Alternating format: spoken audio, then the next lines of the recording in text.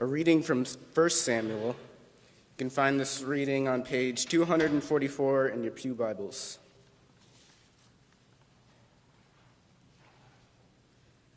Now the boy Samuel was ministering to the Lord under Eli. The word of the Lord was rare in those days. Visions were not widespread. At that time, Eli, whose eyesight had begun to grow dim so that he could not see, was lying down in his room. The lamp of God had not yet gone out, and Samuel was lying down in the temple of the Lord, where the ark of God was. Then the Lord called, "Samuel, Samuel." And he said, "Here I am," and ran to Eli and said, "Here I am, for you called me." But he said, "I did not call. Lie down again." So he went and lay down. The Lord called again, "Samuel." Samuel got up and went to Eli and said, "Here I am, for you called me." But he said, "I did not call, my son. Lie down again." Now Samuel did not yet know the Lord, and the word of the Lord had not yet been revealed to him. The Lord called Samuel again, a third time. And he got up and went to Eli and said, "Here I am, for you called me." Then Eli perceived that the Lord was calling the boy. Therefore he said to Samuel, "Go lie down, and if he calls you, you shall say, 'Speak, Lord, for your servant is listening.'" So Samuel went and lay down in his place. Now the Lord came and stood there, calling as before, "Samuel, Samuel." And Samuel said, "Speak, for your servant is listening." The word of the Lord.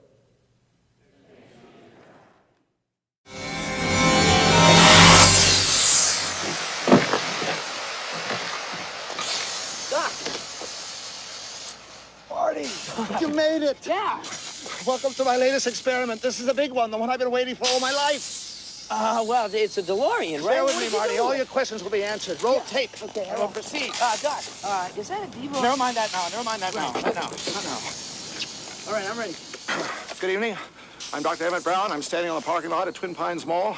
It's Saturday morning, October 26, 1985, 1:18 a.m. And this is temporal experiment number 1. Come on, Heine. Hey, boy, get in there. Now, boy. In here you go. Sit down. Put your seatbelt on. That's it.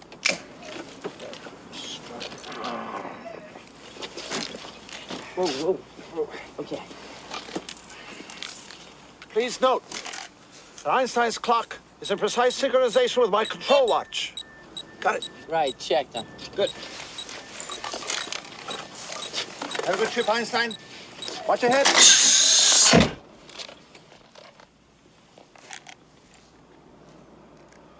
Get that thing hooked up to the car. Watch this. Yeah, okay. Got it.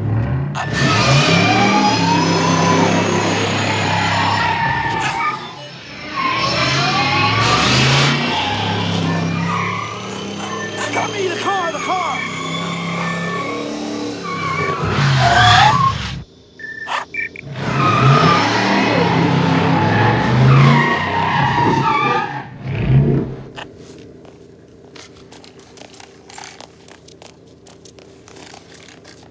My calculations are correct. When this baby hits 88 miles per hour, you're gonna see some serious...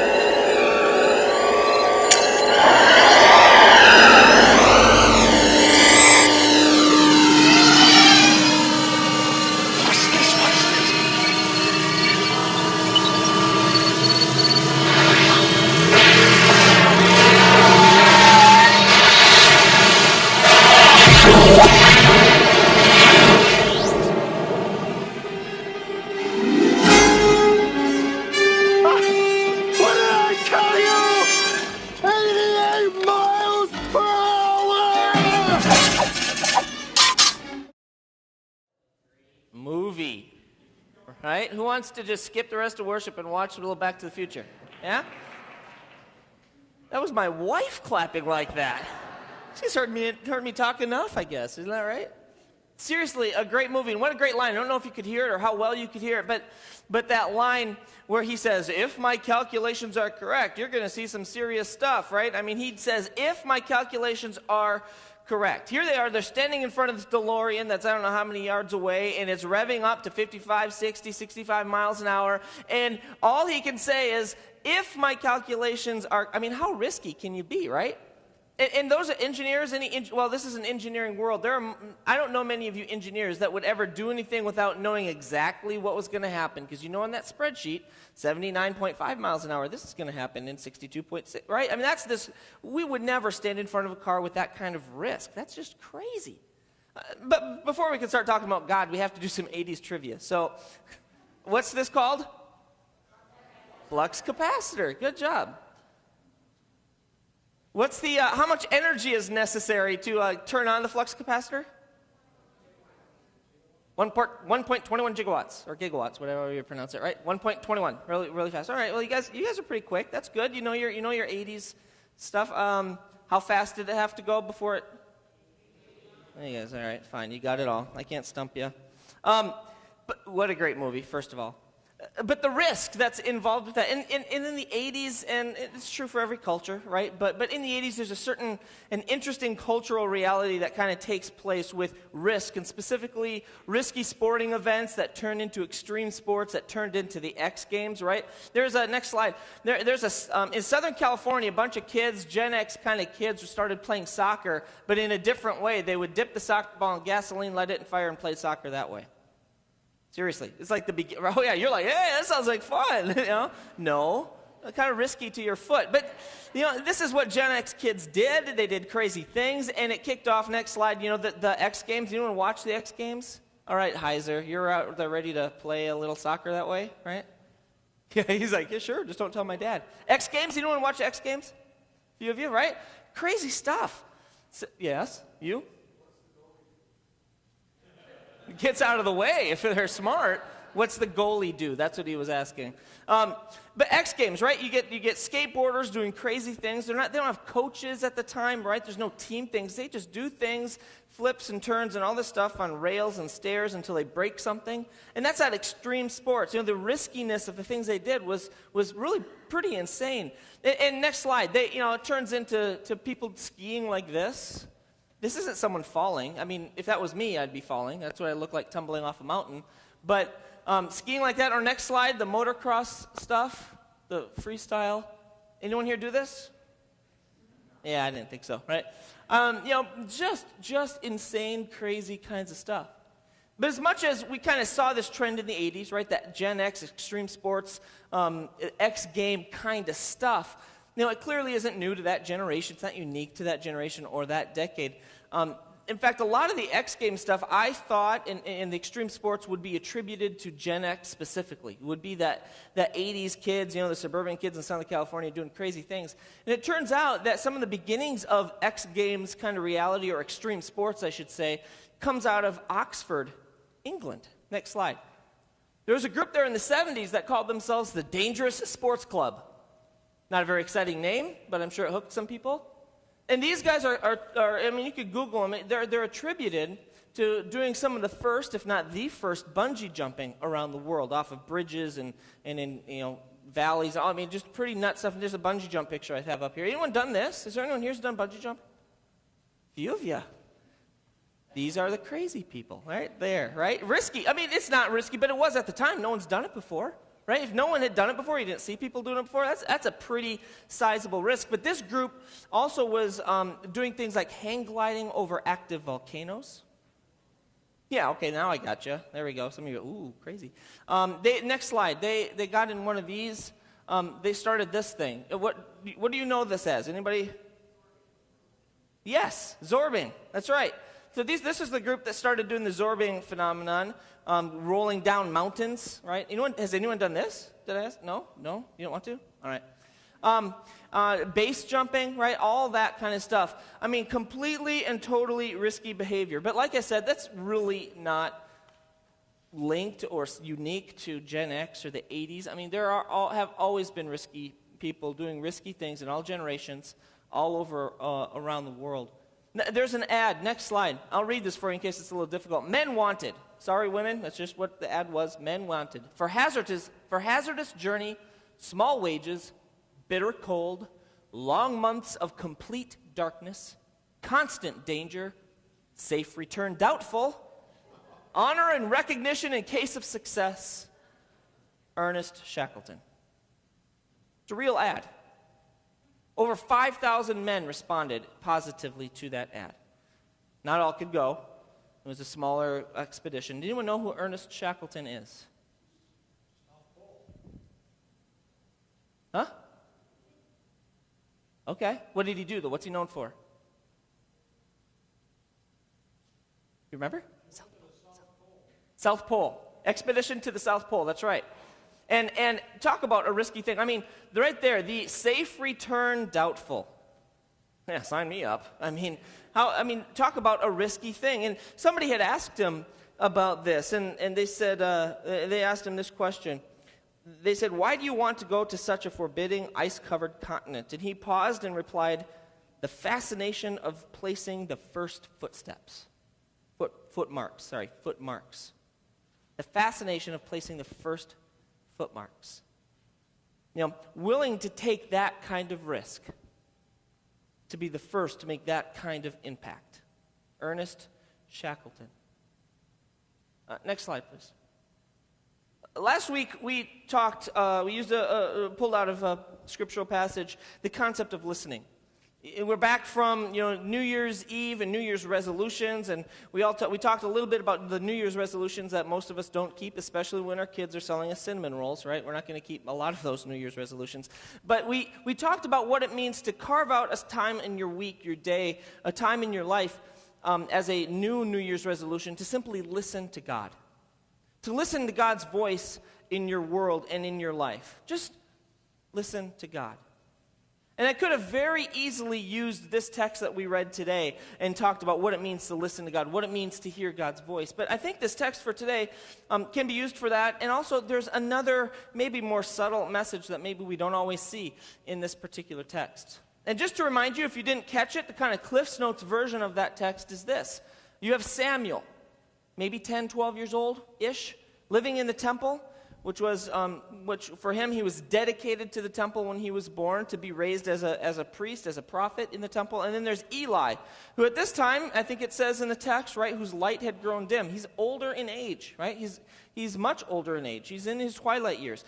And so you have Samuel in the middle of the night. Here's somebody calling his name. Someone's calling his name. So in the middle of the night, he gets up, he goes over to Eli, and he says, "What are you calling my name for? What do you need?" And Eli says, "I'm not calling your name.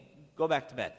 Okay, so Samuel goes back to bed. He falls asleep. He wakes up again because he hears someone else calling his name. So he goes over to talk to Eli again. "Eli, you're calling my name. You woke me up." And Eli says, "Now you're waking me up. I'm not calling your name. Go back to bed."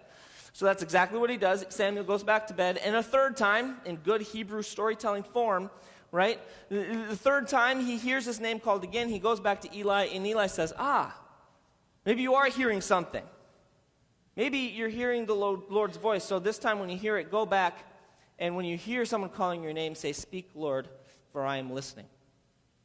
That's exactly what Samuel does. And indeed, it was the Lord talking to him. But Samuel never would have known God's presence and God's voice in his life if there wasn't someone with a little bit more experience telling him that. Samuel never would have known that God was speaking to him if another person of faith wasn't in his life helping him point that out. This is an important weekend for Hope Lutheran Church in a lot of ways. As John is visiting with us, as he's interviewing us as much as we're interviewing him, whether he takes this position or whether it's somebody else, we are in a dangerous situation. And the danger is this, is that when we bring someone on board to do youth ministry at our church, the danger is that we disengage. Well, we finally have someone to do that work, I'm going to move on to something else. Or we finally have someone to do that work, I'm tired, I'm going to take a breather. And the reality is actually quite the opposite, because it's not the job of one person to do ministry, it's the job for all of us to do ministry. Next slide, please. In Deuteronomy chapter 4, verse 9 says this, "But take care and watch yourselves closely, so as neither to forget the things that your eyes have seen, nor to let them slip from your mind all the days of your life. Make them known to your children and to your children's children." Make them known to your children and to your children's children. I submit that in this day and age, that the riskiest thing you can do is share your faith. The riskiest thing you can do is to share your faith with someone who may not believe. Someone who may not even know what it means to have God in their life, what it means to hear God's voice. The riskiest thing that we can do in this world is to simply let people know what it means to be a person of faith. And what I mean is this, is that often we do ministry, and specifically youth ministry, right? We tell kids, other people, non-believers, even adults, what to believe. Here's your doctrine, here's your line of faith, here's your dogma, here's what you have to believe to be a Christian, and if you follow that, all is good. But what Deuteronomy is telling us isn't to tell people, specifically children and their children's children, those doctrines and those lines and those belief statements. It's encouraging us to tell our story. Not just lines of belief, systems, and doctrines, but to tell our story. What is it meant to be a person of faith? See, the real risk is to share that story, right? To share the real story of faith. The story of doubt, the story of important questions, the story of sometimes skepticism, the story that as a person of faith, as a Christian, there are times when I have been so far away from God, but God still hasn't let me go. It's risky to be honest about our belief in a world like ours. But I submit that that's exactly what we're called to do, to share with our kids and other people who may not be Christians, may not believe, may not know what this church and religion thing is all about, to share with them the reality of faith, that it's not all easy, it's not happy-go-lucky, that just because you believe in God doesn't mean your life automatically gets better, but the reality that believing in God is ebbs and flows and peaks and valleys and doubts and questions. That's what the life of faith is. That's the story that Eli was sharing with Samuel all along. That the reality of faith is that often we are not faithful, but God is always faithful to us. But that's risky to say. It's risky to say in a world where we want to put boundaries and borders and walls and point fingers and say this is wrong and this is right and those are bad people, they're not like us, and to say that God is faithful to us no matter what, it's pretty risky. That's what the gospel demands of us. That is our story, to share our faith, the real faith, to take the risk to share that faith that ebbs and flows with our children and our children's children. So as we finish up this weekend of getting to know John and discerning whether or not God is calling John to this place or somebody else, I urge us to take the risk on our own as a community to share our faith with our kids, to let them know what it really means to believe in God for 20 and 30 and 40 years, or maybe it's only 5 days. What does it mean to believe in a God that always believes in us first? Let us pray. Creator God, we thank you for being a God that loves us, that forgives us, that includes us, that never lets us go. For being a God that is faithful to us, even though often we're probably not faithful to you. I ask only one thing for myself, is that you give me the courage to take the risk of sharing that kind of faith. A faith that always includes, a faith that always accepts, a faith that always has some doubts, faith that always has peaks and valleys. I ask that you give me the courage to risk the real story with anybody that wants to hear. In your name we pray. Amen.